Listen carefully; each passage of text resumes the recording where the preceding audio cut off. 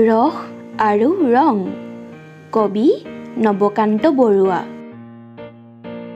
ৰস জলকীয়া জ্বলা আৰু নিমপাত তিতা, চেনি মৌ কুঁহিয়াৰ এইবোৰ মিঠা, জলফাই টেঙা আৰু কেহা আমলখি, লুনিয়া বিচাৰি পাবা নিমখ চেলেকি।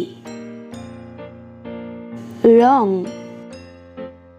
বগলীৰ বগা ৰং, আকাশৰ নীলা, বননিৰ সেউজীয়া, এঙাৰৰ কলা, হালধিৰ হালধীয়া, মাটিৰ মটীয়া, কিছুমান গোলাপৰ ৰং গুলপীয়া, সোণৰ সোণালী ৰং, ৰূপৰ ৰূপালী, ইমান ৰঙৰ নাম লাগে খেলি মেলি।